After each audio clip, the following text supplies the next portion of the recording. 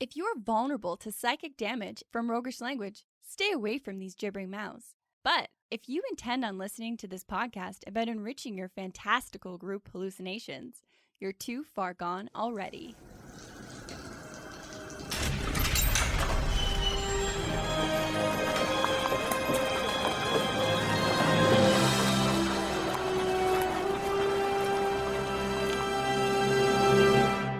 Your next game is going to be a narrowly dodged catastrophe, and here's why. In this episode, we're going to find some answers to how would we handle a gargantuan boss monster? And what do a demon, an eldritch horror, and a Tarrasque have in common? And how can we add dynamic stages to combat to avoid the big, bad combat slog? Welcome to the Hook and Chance podcast. I'm Travis. And I'm Godzilla. I'm Jordan. I'm his brother, Jordan. But my first Godzilla ever was actually the family dog when we were kids. That's going to need some explanation, some clarification, methinks. Well, the point is we've been role-playing since before we knew what it was with these tiny little rubber figurines that looked a little bit like children that I don't know if we found them or... whether they came from a 25-cent machine or where we got them from. But in our heads, of course, we turned them into shrunken versions of ourselves, tackling problems way larger than ourselves, like the family dog. And the scale was heroic. It was huge. It was, I don't know, there's something about, that scale difference or that size difference that really makes things feel truly epic. Yeah. Where nothing that you are capable of doing can even get this thing's attention. Yeah. It means that we've been role-playing for longer than we think we've been role-playing, really. I mean, I'm cresting 40, and I still play with tiny figures, except they have a battle mat now. And a few more rules. Yeah, and it's not in the woods. Completely separately, we've also been playing a great game with some of our wonderful Discord members lately. And it is building up to one hell of a climax. And we can kind of tell that there's a lot of pre-planning that's gone into this, and it always needs to pay off a world-ending baddie. We have all of the support and all of the feels for our wonderful GM, and definitely have respect for that kind of pressure that you would feel to make sure that a climax of this proportion feels as epic as it should. And it's not one of those kind of events that you can approach super casually and just slap down a stat block and go, let's see how this plays. Exactly. There's such a difference between saying this is our gargantuan monster from the book and seeing a horrifying creature cresting from the ocean depths while it sends the world into panic as it's threatening everything that you ever held dear unless you can find a way to send it back to its watery grave. Right.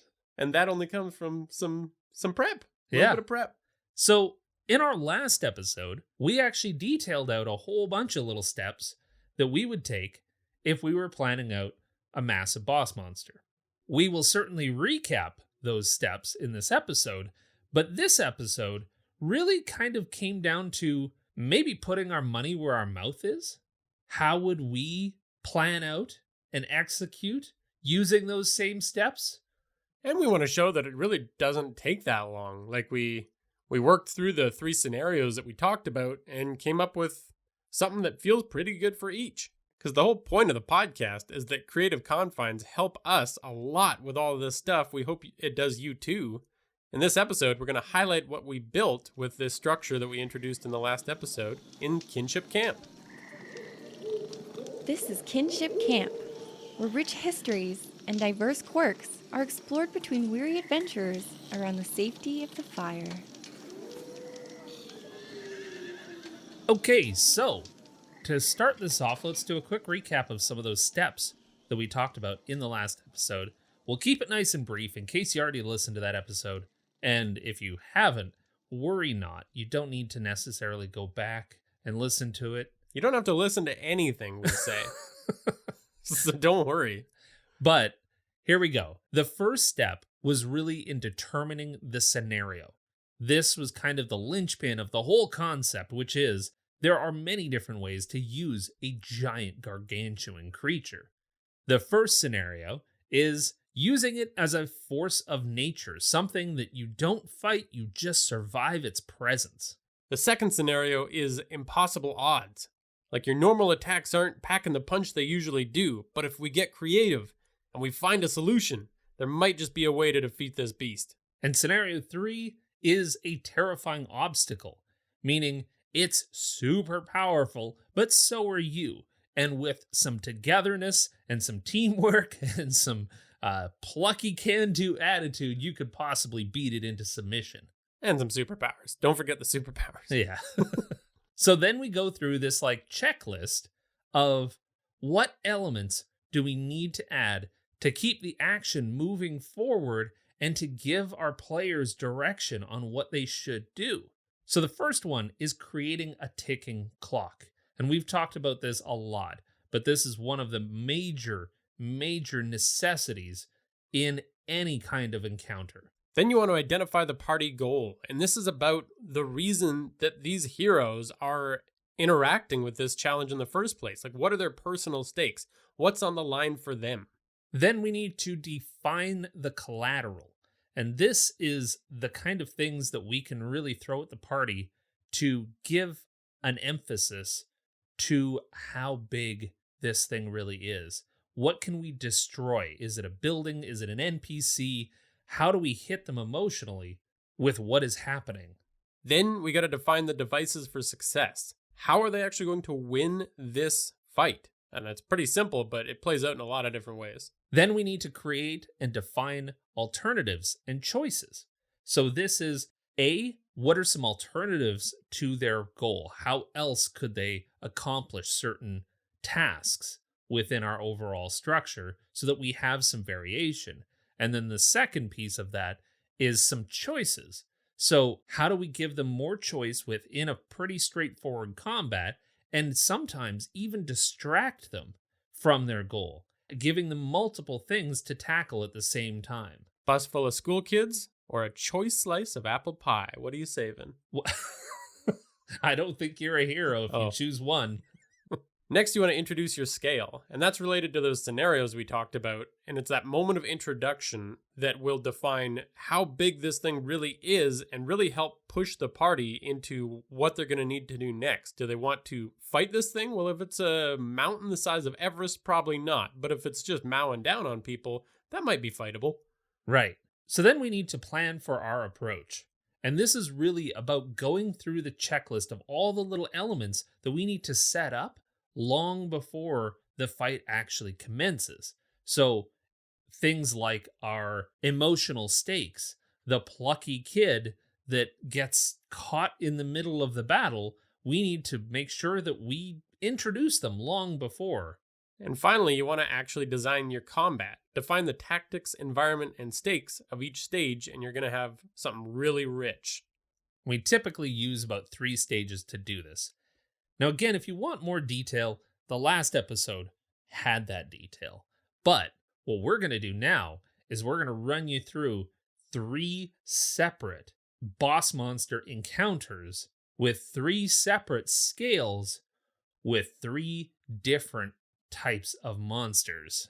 And we're going to use an Eldritch Horror, a Tarrasque, and a Demon boss monster. All right, so that first scenario, it's a force of nature. The one that fits the best here is definitely that Eldritch Horror, because the whole point of that category, a cosmic horror, is just about how frail and inconsequential people are. The fragility of all of our man-made structures that we think are so strong and will stand the test of time, it will all be demolished in a moment. So the solution in this scenario is we want to mitigate the damage. We want our players to save what they can, and they should just generally be heroes to the NPCs and the surroundings. This is not the walk up and punch it in the face kind of scenario. And some important elements that you definitely want to try to work in there are things like anyone can die. That's establishing right away that like the important people that you thought were going to be plot armored NPCs, they're getting smoked. Some of the other favorites that I have in this sphere, I love that kind of ties in with the shock and awe of like, fuck, I did not expect that to happen. And the ignored experts. Like, you always need the expert in this scenario of like, this is gonna happen, and everyone says, nah, you're ridiculous. And then of course it happens. It's never happened for the last 1,000 years. Yeah. Why would it start now? I mean, these all of these kind of elements have ties in stuff like Godzilla, Independence Day, those kind of epic level threats that nobody should ever just walk up and punch in the face. So you took a stab at this one, Travis.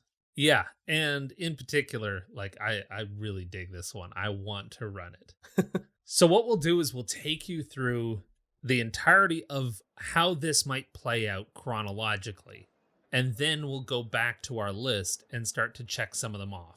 So the party arrives in a seaside town. They meet a friendly deckhand who tells them all about his dreams of being captain one day, and he points them to the tavern. The party, of course, finds themselves in the tavern in the middle of a celebration. It's the maiden voyage of a massive fishing vessel.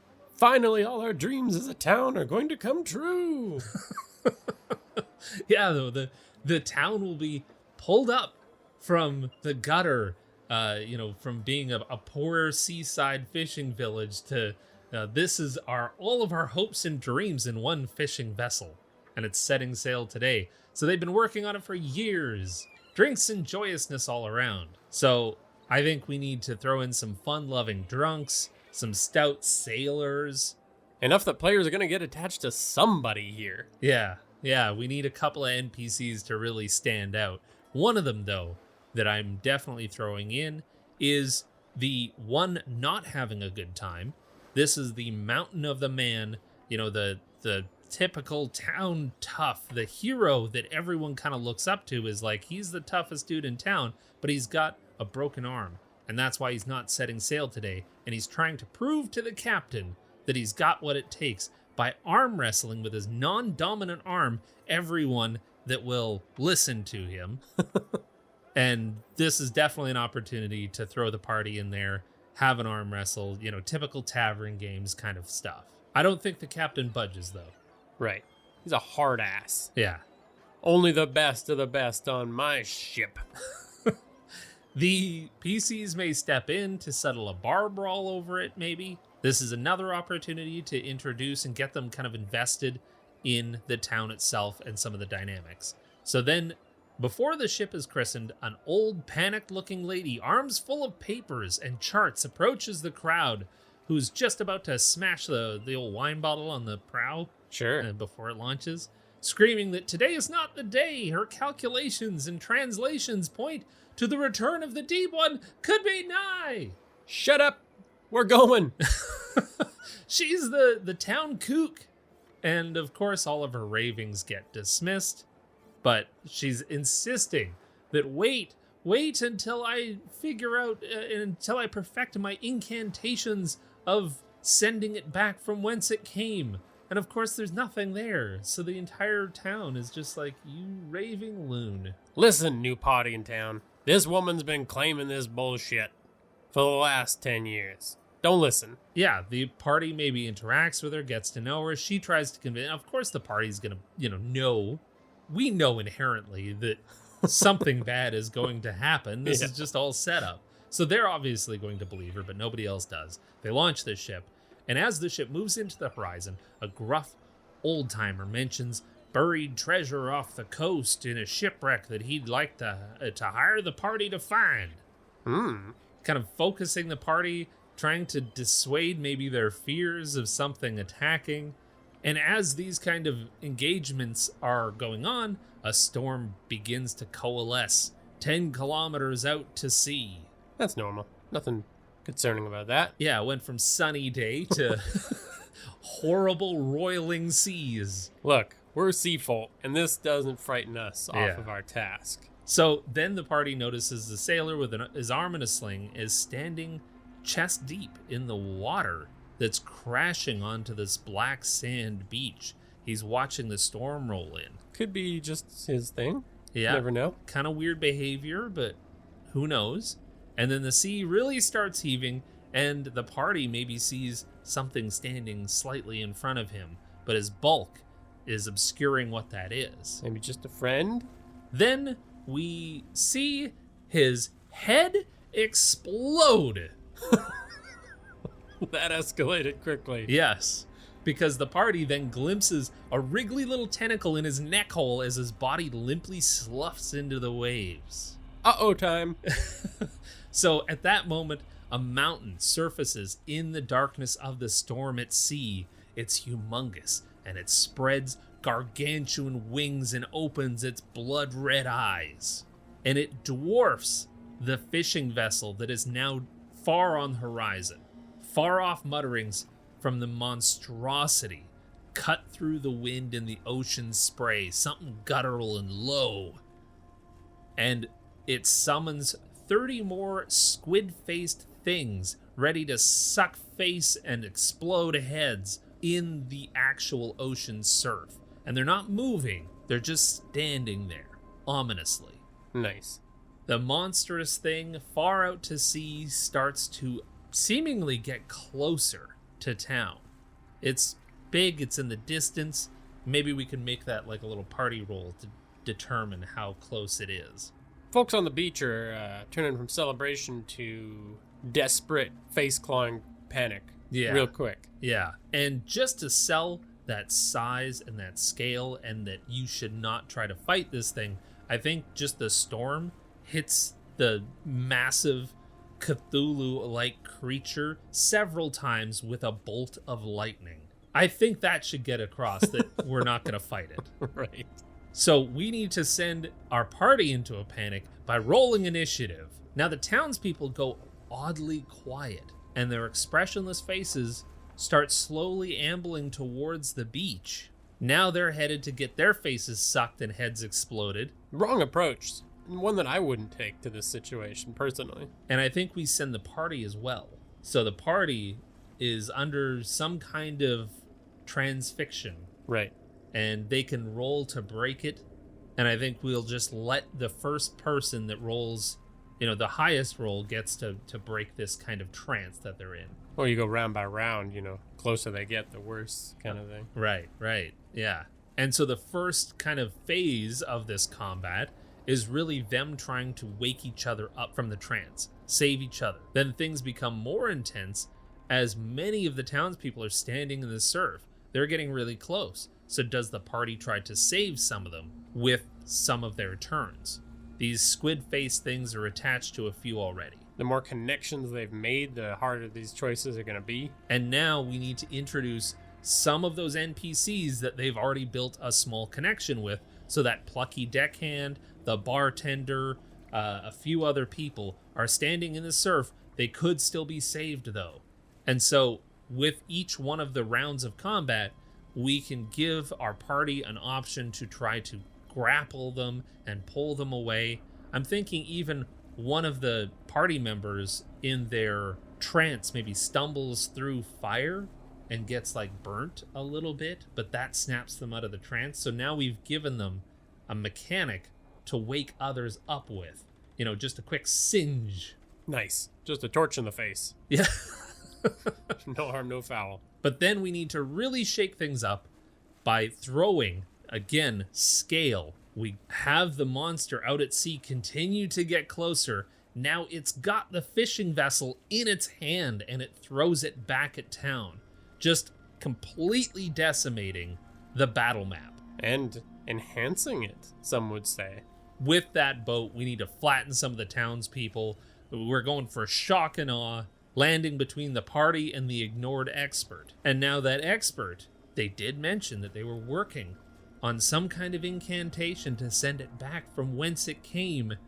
Can they save her before she gets her head exploded by one of these squid-faced things?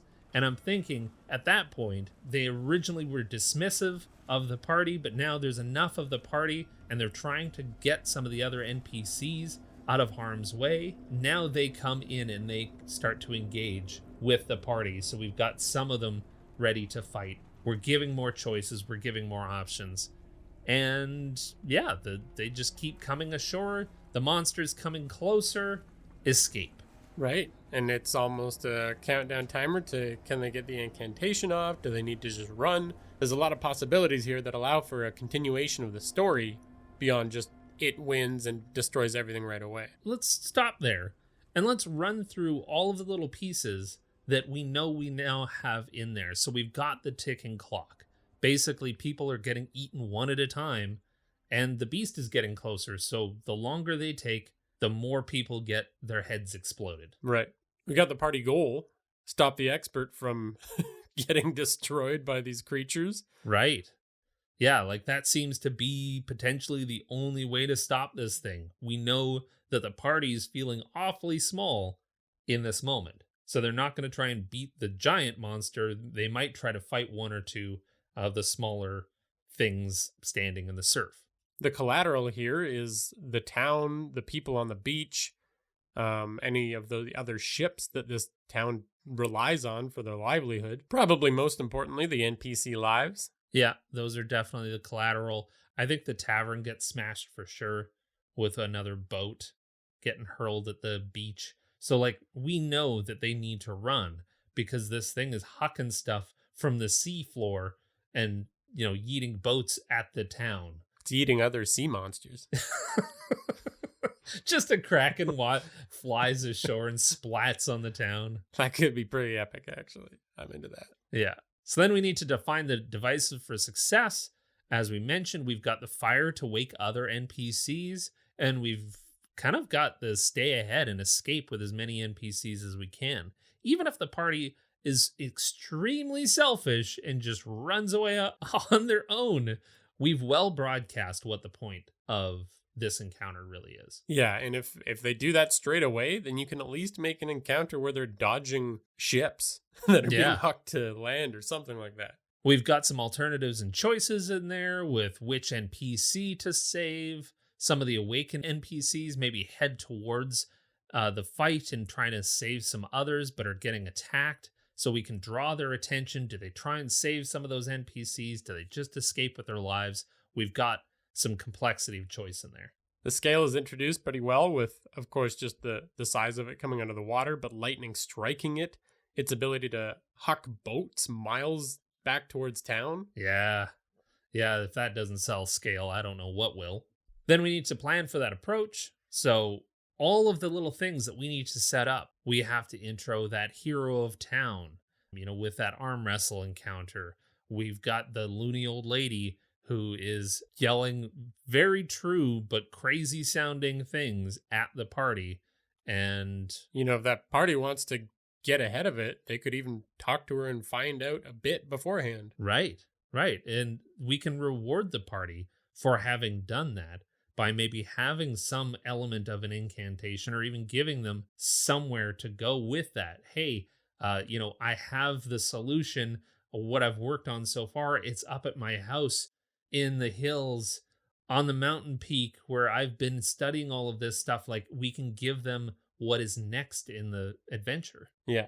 Of course, lean into any of the party's wacky downtime activities and making sure that you introduce as many lovable NPCs as you can. Yeah. And then we need to define the tactics, environment, and the stakes of each one of those combat stages. Now, we typically approach this in 3 totally separate stages. So the first stage being dismissal, of really kind of dismissing the party as potential heroes or solutions. So they're just breaking free of that trance just like everyone else. Each one of the NPCs that they break free from their trance is great. And we can let the highest roll free. We've figured out how to get them out of it. And now it's just about making sure that the entire party has their autonomy.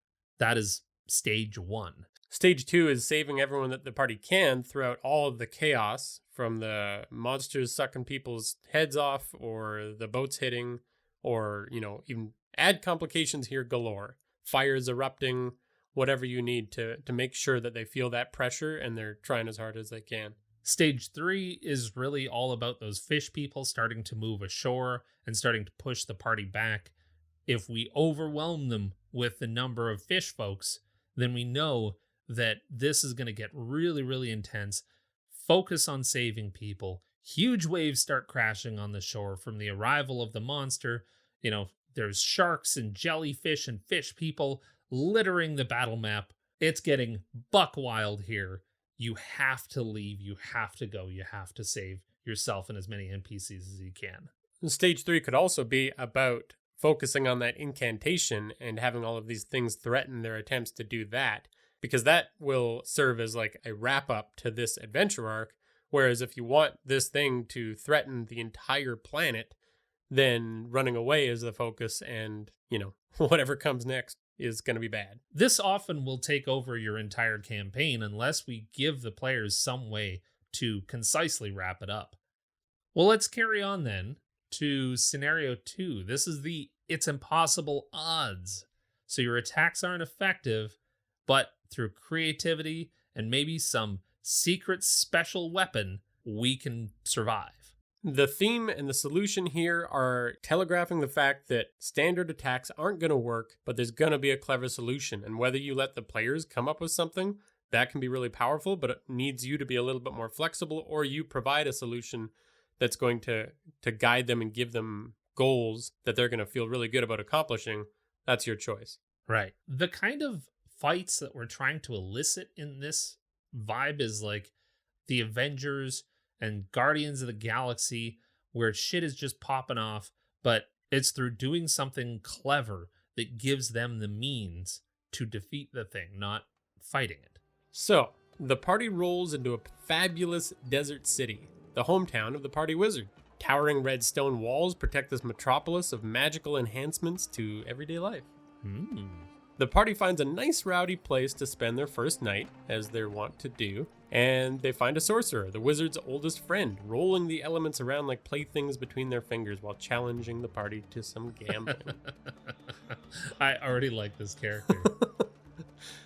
During the games, a couple of doomsday prophets cause a scene, getting themselves handled efficiently and effectively by the party, maybe with some help from the bouncers if needed. But, that calls for a celebration. Rounds are on the bar. Yeah. Which, of course, probably leads to a night of rowdiness. We need more hangover mechanics to really hamper the party the next day. Good idea. Try saving the world when you've got a raging headache. You want a party? Take this. Punishments. So on that next hangover morning, the party is awoken by the clanging of bells, the shaking of earth, and a fair amount of panic in the streets, all encouraged by the doomsday prophets confidently shouting that the end has arrived. Oh boy. These bastards, they're up to something. Yeah. The sorcerer friend beckons them to the top of the wall, where she and the party see the source of trouble. A head-splitting roar assaults them, created by a hulking form that towers over the wall, hungrily advancing. As the city's archers fire volley after volley only to have them scatter against its hide, it reaches up with a clawed hand to tear their tower from its base, hurling it against the horizon. Roll initiative. Nice. This is giving me some serious Godzilla vibes. And the sorcerer yells, "The resonators were supposed to keep it at bay. We have to get to my mentor's house to see what's wrong." She's pointing at a not too distant workshop within the city walls before she turns around to sling 3 powerful spheres of energy at the beast. They glance off of it, furiously returning to her to blast her off of the wall. Well done. Not only does the NPC that they care about demonstrate that it can't be fought by normal means, but then becomes collateral herself? That's the trifecta.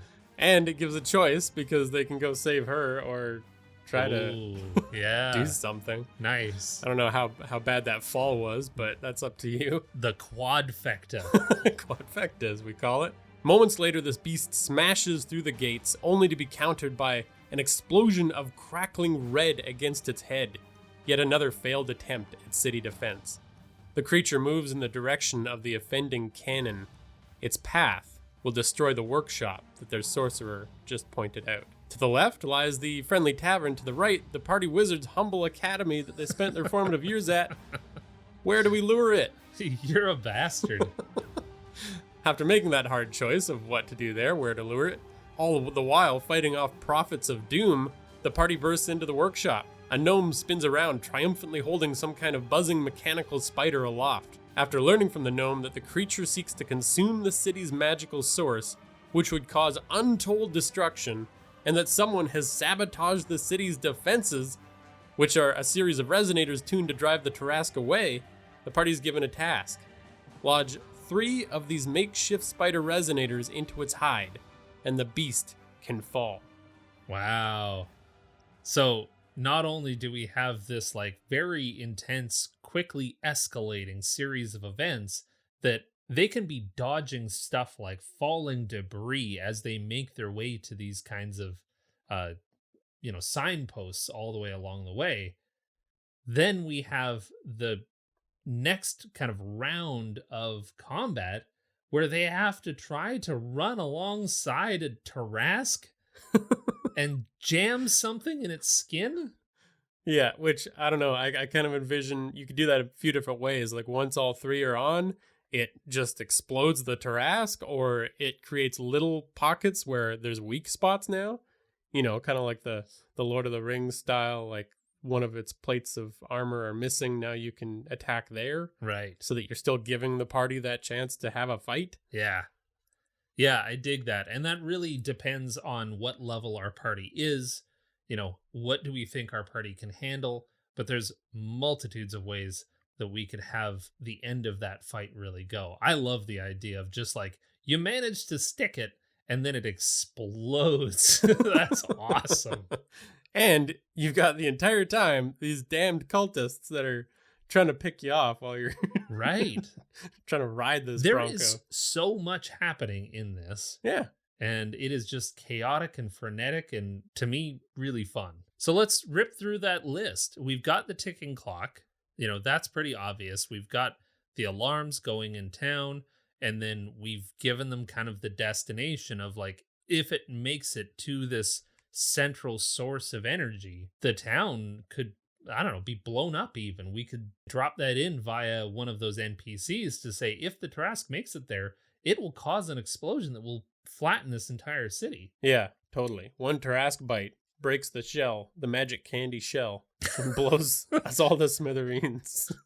Mr. Owl, how many licks does it take to get to the roll of the magic center? One from a Tarrasque. The collateral here is everybody on the wall, the expert's workshop, the tavern, anything that wizard has worked into their backstory. I really like that because, like, all of a sudden you can just mess with that wizard to your heart's delight. Right.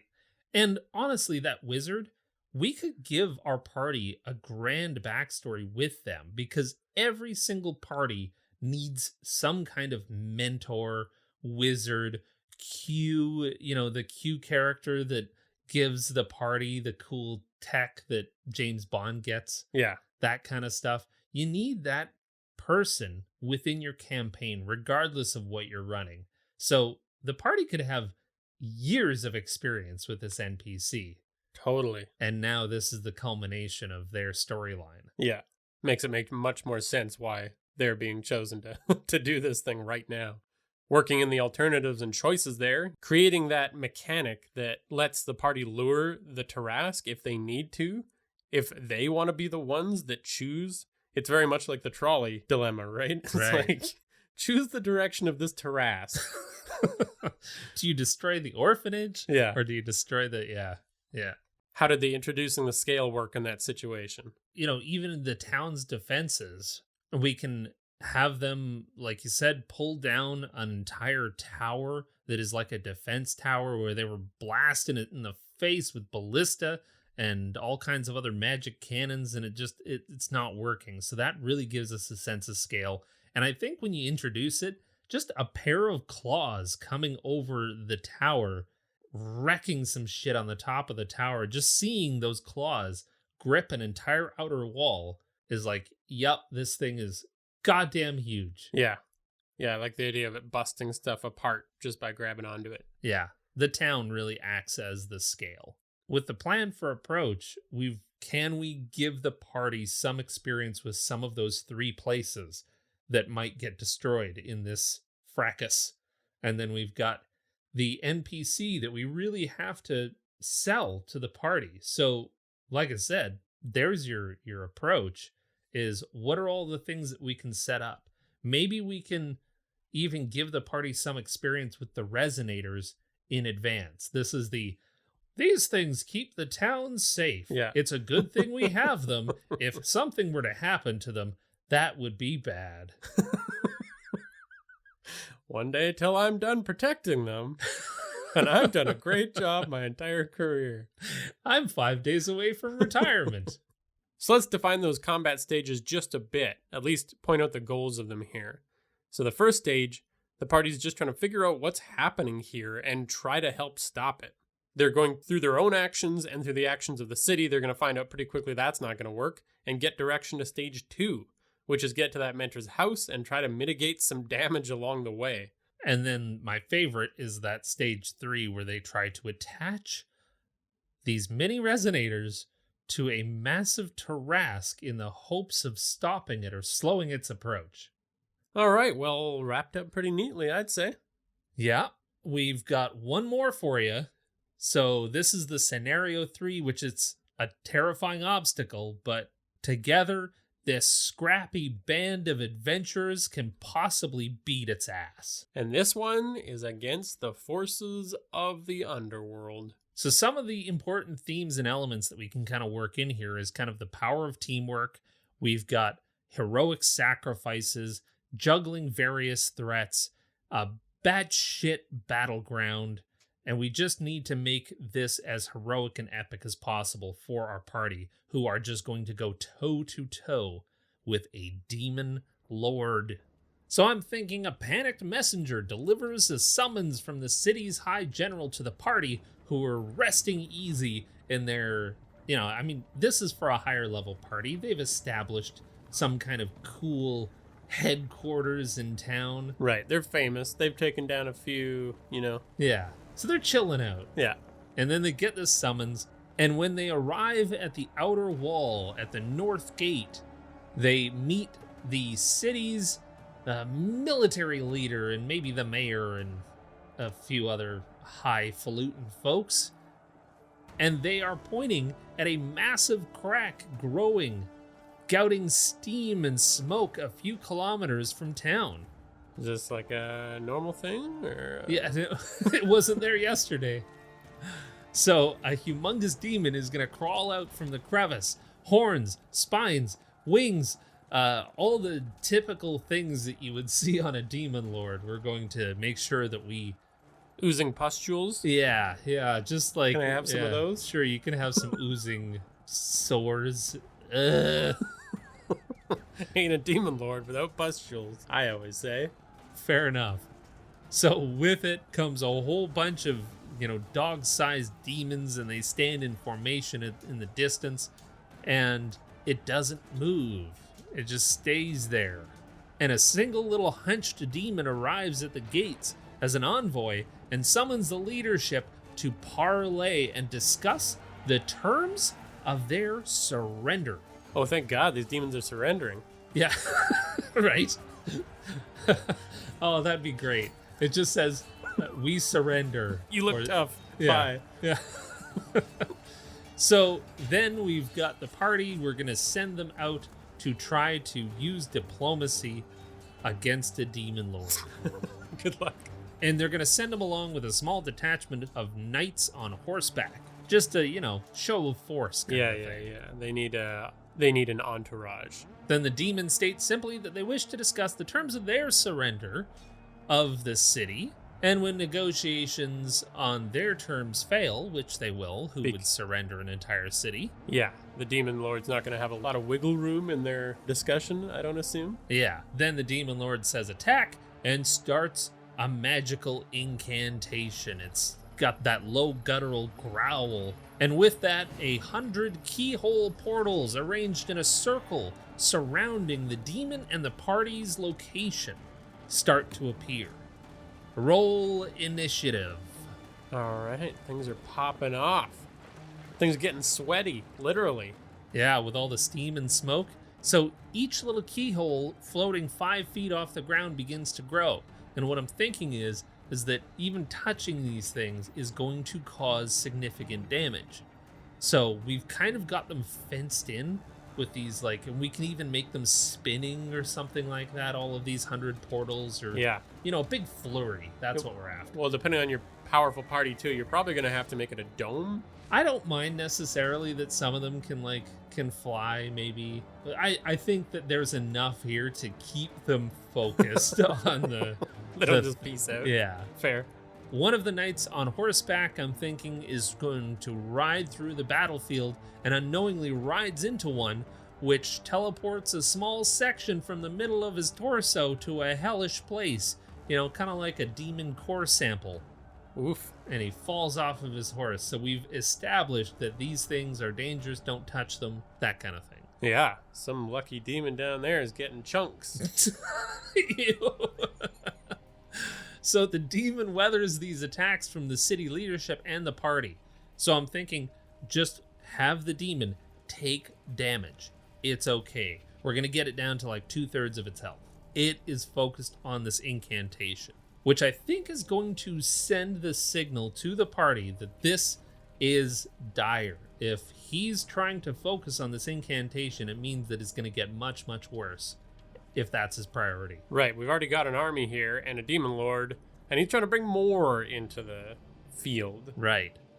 So the soldiers outside, they're starting to get overwhelmed by the demons that they're fighting there, but as these keyholes start to expand, we're going to be able to see that there is, in fact, that army waiting on the other side. There are thousands. Oh, no. And every hit that the party makes on this giant demon seems to cause the portals to sputter and flicker a little bit. Now a handful of oozing, roiling purple monstrosities crawl through, and while they're not super physically imposing, each one of them begins to conjure little sigils in the air from the ash and blood, and these start to bolster and heal their leader. But they are also very fragile. So, the party can take them down. All right. Something to do. Yeah. We're splitting their attention from the giant demon lord to using their action economy to stop these things from healing it. Right. The detachment is outnumbered. Reinforcements are being called in from the city, but they're going to take a while to get here. The portals continue to grow, revealing those thousands of other demons on the other side, but I'm thinking also like war machines and all kinds of things. If these portals grow big enough, they can get whatever the hell they want through. Yeah. They've been plotting this for a while. Right. Demons have got, thousands of years to plan for war? Yeah, time is irrelevant to them. So now I'm thinking the portals have completely cut off access to the battlefield. They can see the demons on the other side. The demons, anything that is big enough, is starting to come through. They're gonna have to hurry up and finish this thing. So we're forcing the party to make that choice. Do they bide their time and keep fighting all of the other little targets we're throwing at them, or do they focus all their attacks on the demon lord? Yeah, one of the most classic and satisfying choices to make in battle. And I'm thinking if they do enough damage in this phase of the combat, the boss demon can definitely pause their incantation and just deal a one hell of an ass whooping on our party. Okay. This is like they're getting near the end and they need to deal with this little gnat problem that's been hampering them the entire time. It cannot be ignored anymore. This party needs to get its butt kicked.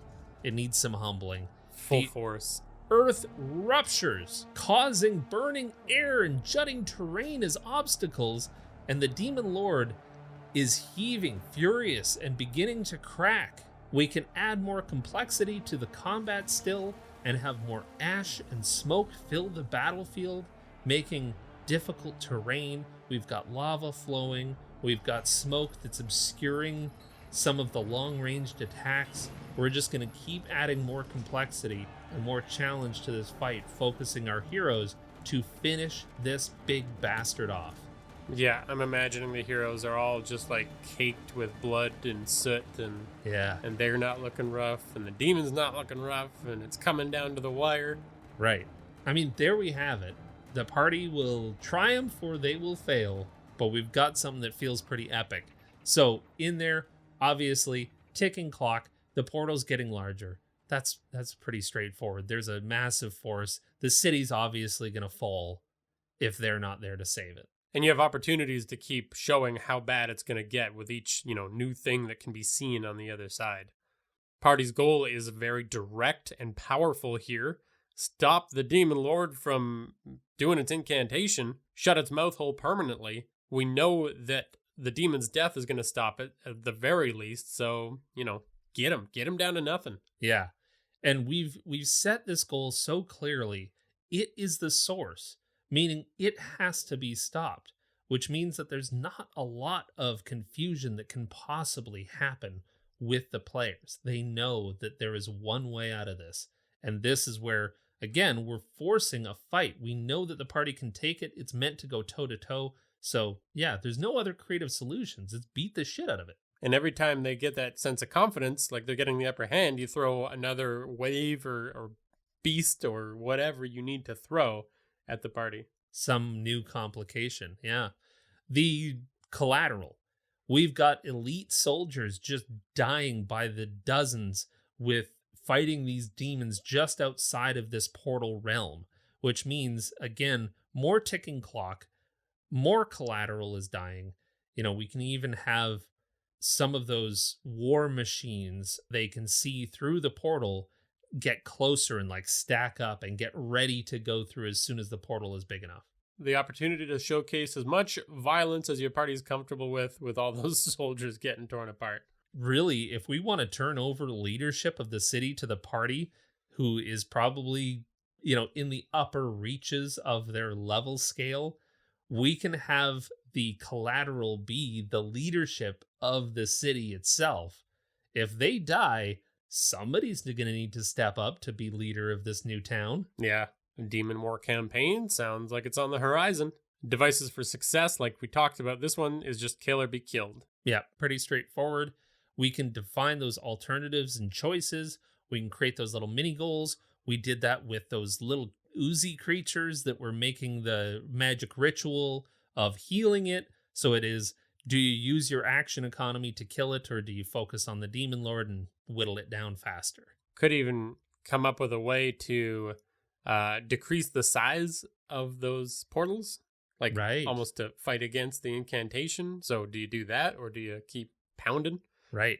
To give a sense of that scale, it's just little things. We do want our party to know that they can fight it. So we can't go too wildly big. And it could be as simple as just its hoof crushes a wagon, or it's eating someone as a snack. It's big. It's 4 stories tall, but it is something that you can punch in the face. Yeah. You can imagine taking it down with a normal sized human. If we wanted to add something like a watchtower that they go up to speak to it face to face, that could give it a sense of scale that is both threatening, but also still doable because they know what level they are. They know that they can handle this. And because we know that the party's super high level, I like the idea of throwing in something like the city's defenses, like a trebuchet or something, throws a huge hunk of something at the Demon Lord, which it just catches. Right. You still want to showcase its power so that the party feels like a team of badasses going up against it. Yeah, I really dig that. Catch a ballista bolt and huck it back, or, something like that. Yeah. Then we need to plan for that approach. So really, this is just kind of maybe leading up. We need to make sure that the party has met and cares about the leadership of the city. Maybe some historian has talked about a Demon Lord that could be a threat. With all 3 of these examples, you're always trying to pepper in as many cared for NPCs as possible. Some of these, in this case, could be in that guard force or the knights. Yeah, somebody that they've invested in the past. We just need to, we've got a whole history, assuming that you've actually played up to level 20 and you haven't just started fresh here. Yeah. Then you've probably got a stable of NPCs that could be joining this fight. Just get a Gandalf. He'll take him down, right? And finally, you want to kind of plan out those stages a little bit. The first one sounds like it's, very dismissive of the party, starting the incantation, painting that wall of portals around the party so that they can't get out. But yeah, it's doing its thing. Stage 2 is really the demon starts casting some of its more devastating attacks on the party and really starting to kick the shit out of them while somehow maintaining that incantation. It's just like, I can kick the shit out of you, and I can also keep growing these portals.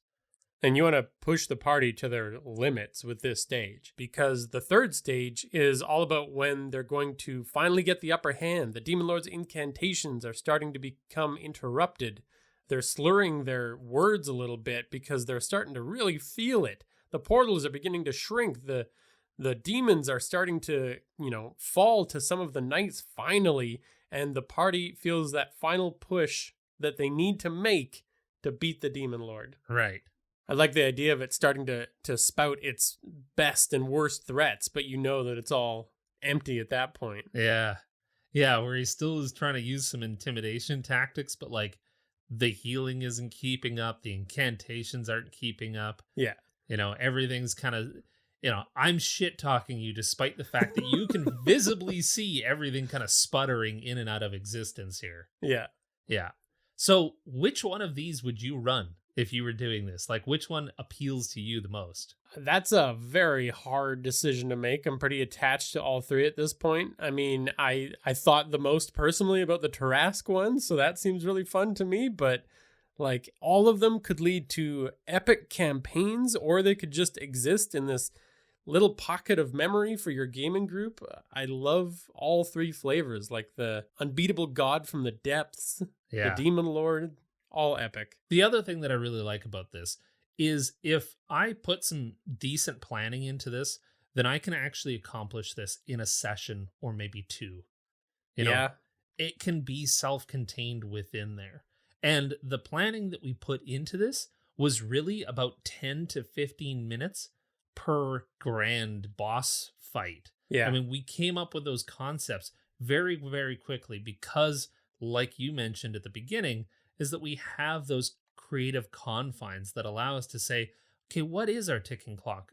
Are we certain that that ticking clock exists in this? Have I given my players enough hints as to which direction they should be going? And I'm just so satisfied with the chaos that comes out of mashing all those ideas together. Yeah, 100%. Well, we hope that was helpful. I mean, go and check out hookandchance.com. We have on the previous episodes write-up, we have all of those stages. I kind of want to build this into a nice PDF format at some point in the future, so you can check to see if that has coalesced into something, but we're already, I think, one PDF behind. So I got some work to do. I'll get my ass in gear. I like our tactic of getting people to come visit our website by saying, things might be there in the future and we'll never tell you when. So just check every day. We made something valuable.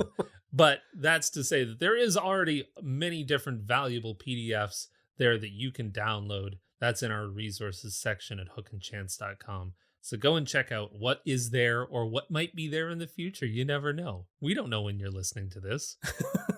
And make sure to let us know about your epic boss fights and what keys to your success there are, because we're always learning from our Discord too. We're super excited to welcome our newest patron, Alex R. Thank you so much for supporting us. Yeah, welcome to the fold. And also, thank you to the rest of our wonderful patrons that helped make this episode possible.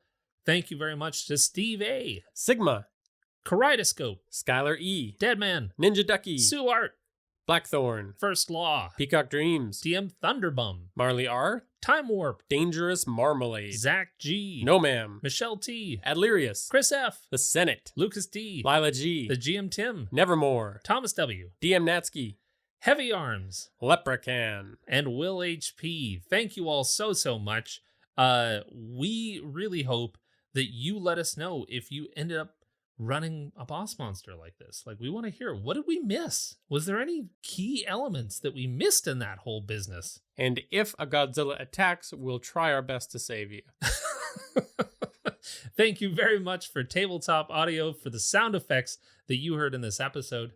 You can follow us at Hook and Chance on Twitter, Facebook, Reddit, Instagram. Places, many places. And you can join the place that we hang out the most, which is our Discord. That's where we have 2 hangouts a month, one for patrons and one for everyone. Please come and join us on those hangouts. We talk about some of the topics that we are planning on covering in the future. Some really cool new mechanics and small homebrew tweaks have been collectively made on there that are honestly super impressive. Not to mention some of the projects that our Discord folks are working on. Yeah. Always fun to check out. Thanks for listening, and pay more attention to Prophets of Doom. They've got important things to tell you.